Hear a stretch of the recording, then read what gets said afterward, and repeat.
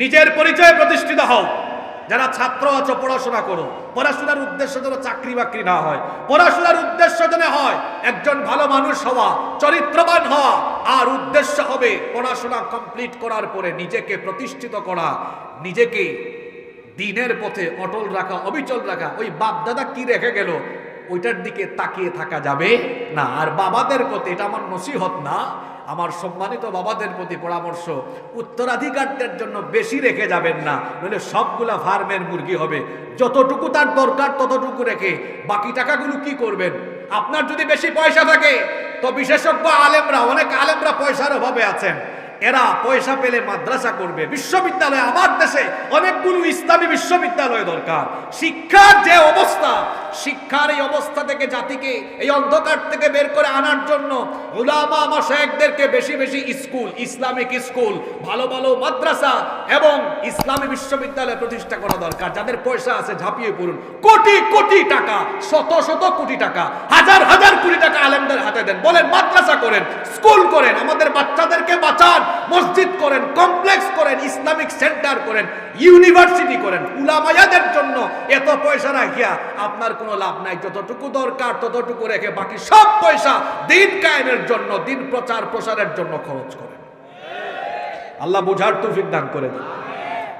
কিছু মানুষ আছে তার সম্পদ হতে হতে মনে হয় তার আরো লাগবে। বাংলাদেশ, তার কসবায় আছে, তার ঢাকায় আছে, তার ব্রাহ্মণবাড়িয়া শহরে আছে, সিঙ্গাপুরে আছে, বেগমপাড়ায় আছে। এত দিয়ে কি হবে? এত দিয়ে কি হবে? যতটুকু দরকার ততটুকু রাখবে। রহমানের বান্দার বৈশিষ্ট্য বলছি, রহমানের বান্দা ও কানা বাইনা যালিকা কাওয়ামা, অপব্যয় করবে না, কিপটামিও করবে না, মধ্যম পন্থা অবলম্বন করবে। সুবহানাল্লাহ পড়েন। আল্লাহ আমাদেরকে মধ্যমপন্থী বানিয়ে দেন, বলেন আমিন। আমি তো ঘড়ির দিকে খেয়াল করি নাই, আমি আর 10 মিনিট বা 12 মিনিট সময় নিব। আপনাদের কষ্ট হবে না তো? হ্যাঁ, চলতে থাকুক না। আসলে কেমনে সময় চলে গেছে আমি নিজেও জানি না। যাই হোক, কয়টা বললাম? আপনাদের কষ্ট হচ্ছে না তো?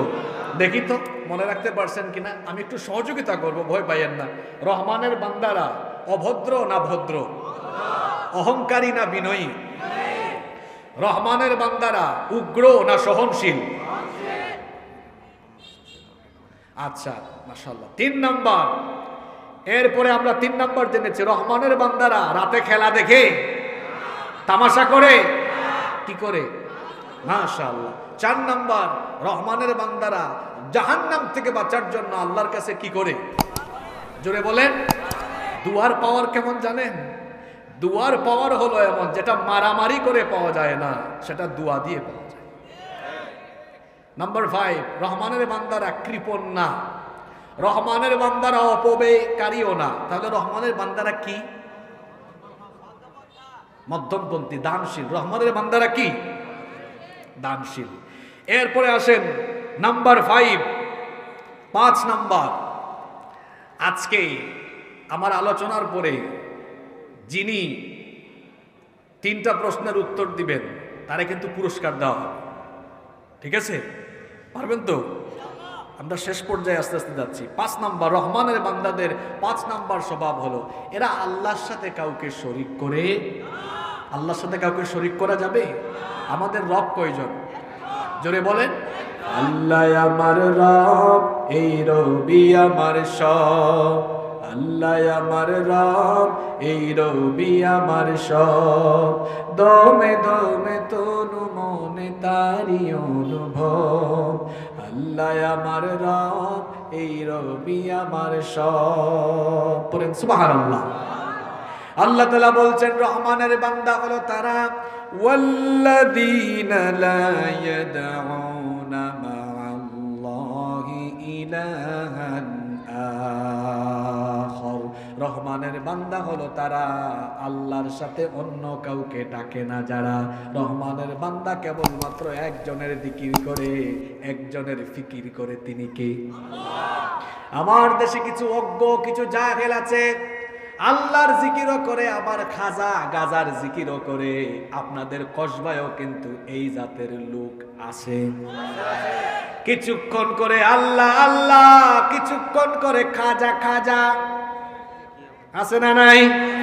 রহমানের বান্দারা আল্লাহর সাথে কাউকে ডাকে না। লা ইয়াদউনা, তারা ডাকে না মা আল্লাহি, আল্লাহর সাথে ইলাহান আখার, অন্য কোন ইলাহকে তারা ডাকে না। রহমানের বান্দা সুদিনেও ডাকে আল্লাহ, দুর্দিনেও ডাকে আল্লাহ, সুস্থতার সময়ও আল্লাহ, অসুস্থতার সময়ও ডাকবে কাকে?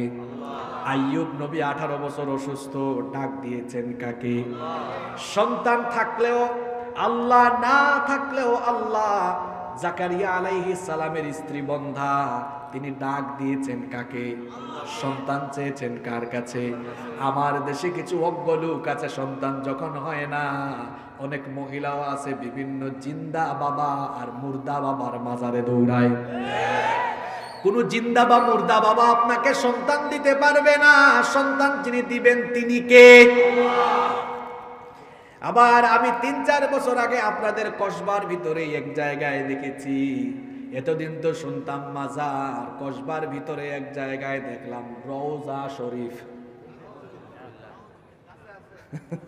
আমি আর এলাকার নাম নিলাম না, আমি নিজেই দেখেছি।